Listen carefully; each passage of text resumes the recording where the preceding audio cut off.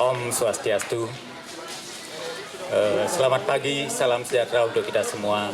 Jadi saya melanjutkan atau menambahkan apa yang sudah disampaikan oleh pimpinan kami, Ibu Kepala Balai Besar POM di Denpasar. Tapi sebelum sampai itu, mungkin saya informasikan bahwa memang kesehatan itu sangat mahal.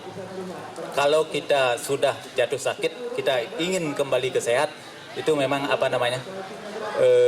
mahal sekali biayanya. Makanya sebelum kita sampai kepada sakit tadi, mari kita berusaha untuk tetap menjaga kesehatan kita. Nah, seperti yang disampaikan oleh pimpinan kami tadi, kami tidak hanya bergerak, tidak hanya bertindak, tidak hanya bertugas pada saat ada kejadian. Ada beberapa program kami, mulai dari anak-anak sekolah, produk-produk yang dipakai, yang dikonsumsi anak-anak sekolah, kami lakukan pengawasan. Kami ada mobil laboratorium keliling yang itu setiap saat itu keliling untuk melakukan pengawasan di sekolah-sekolah. Memang saat ini prioritasnya adalah sekolah dasar, karena dari segi usia mereka atau adik-adik kita, anak-anak kita itu memang belum bisa memilih makanan-makanan mana, produk-produk mana yang mereka boleh gunakan atau konsumsi. Kemudian setelah itu, kami juga untuk menggerakkan, mencerdaskan masyarakat kita, kami ada program Gerakan Keamanan Pangan Masuk Desa. Gerakan Keamanan Pangan Masuk Desa. Kami memilih beberapa desa yang untuk kita jadikan semacam pilot project untuk kita lakukan latih kader-kader di sana untuk memberikan bantuan untuk terkait dengan keamanan pangan. Yang selanjutnya, seperti yang disampaikan tadi, kami melakukan pengawasan terhadap sarana produksi, sarana distribusi. Jadi bagaimana, apakah sarana-sarana itu telah melakukan kegiatan, telah mendistribusikan, telah memproduksi sesuai dengan aturan-aturan atau kaidah-kaidah yang ada. Itu kami lakukan pengawasan, itu terhadap sarananya. Kemudian terhadap produknya, kami juga lakukan pengawasan. Setelah produk itu di-launching ke pasaran, diedarkan di pasaran, kami melakukan pembelian produk atau sampling untuk kita lakukan uji di laboratorium. Apakah produk-produk itu memang masih sesuai, masih memenuhi ketentuan sesuai dengan apa yang dipersyaratkan. Memang kami tidak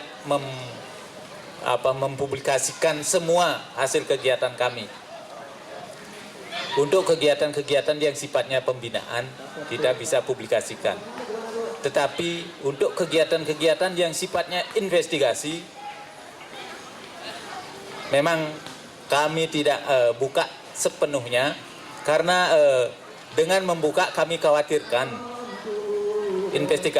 investigasi kami akan terganggu.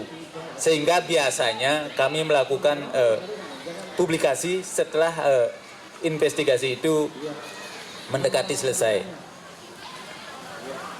Kami dari bidang post market, jadi pengawasan setelah produk itu beredar di pasaran,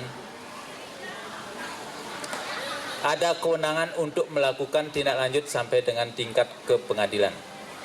Kami mempunyai tenaga-tenaga penyidik, dalam hal ini adalah penyidik pegawai negeri sipil.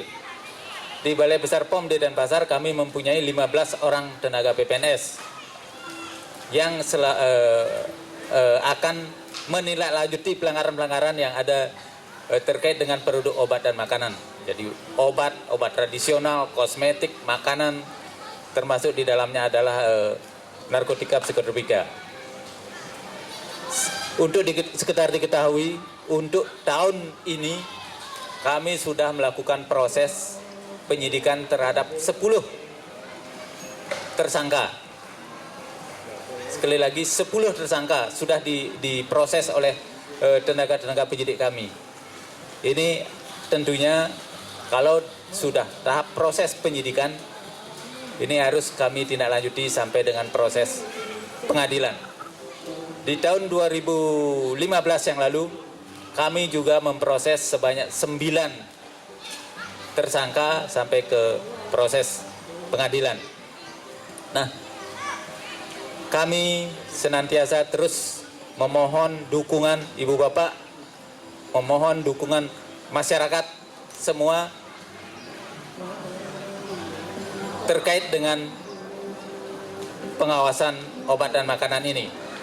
Bisa dengan menyebarkan informasi yang sudah kami sebarkan ke masyarakat atau keluarga di sekitar kita, bisa juga dengan memberikan informasi. Misalnya saja, kalau ibu bapak menengarai di suatu lokasi, di suatu sarana, ada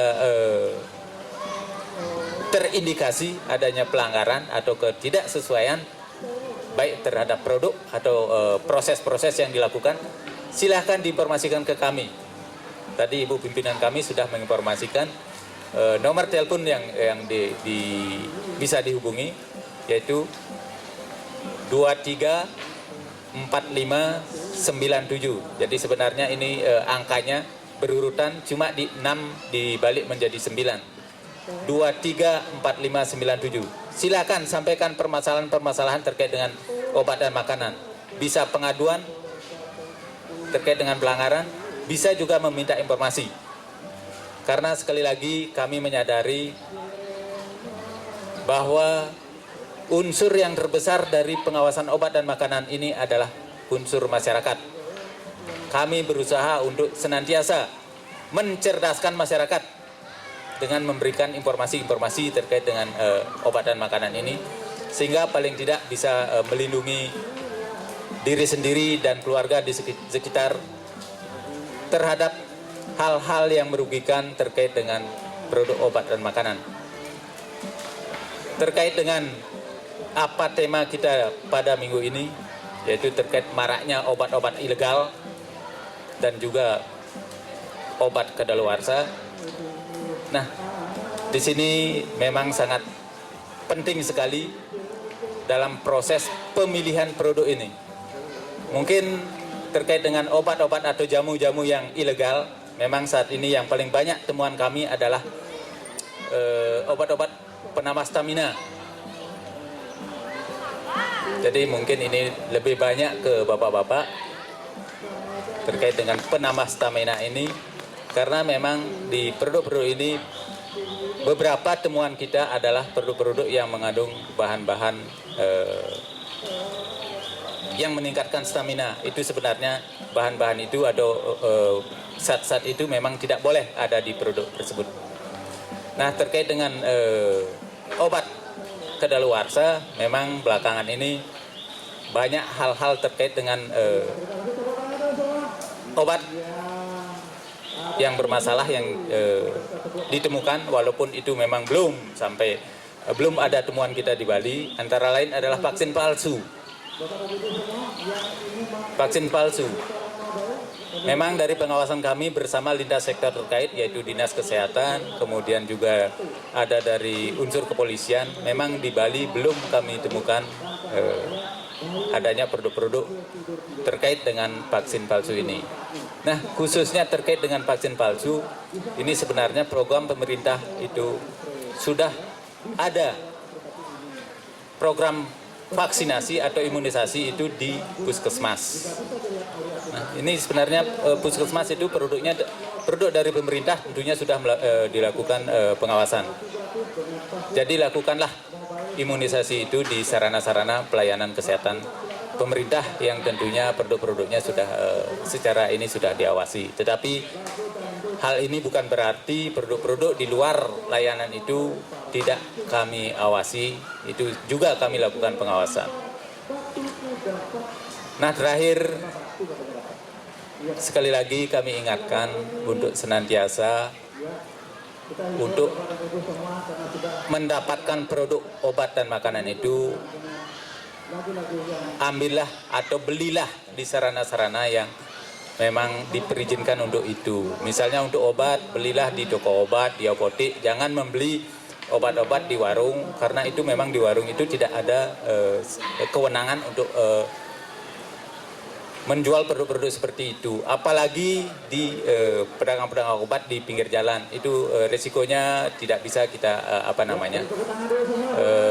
tidak bisa kita pertanggungjawabkan.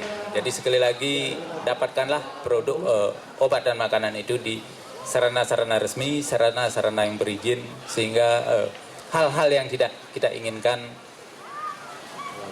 bisa kita hindari untuk tetap menjaga kesehatan kita. Jadi mungkin itu yang bisa saya sampaikan, dan terima kasih atas perhatian Ibu Bapak sekalian, dan saya akhiri dengan Parama Santi.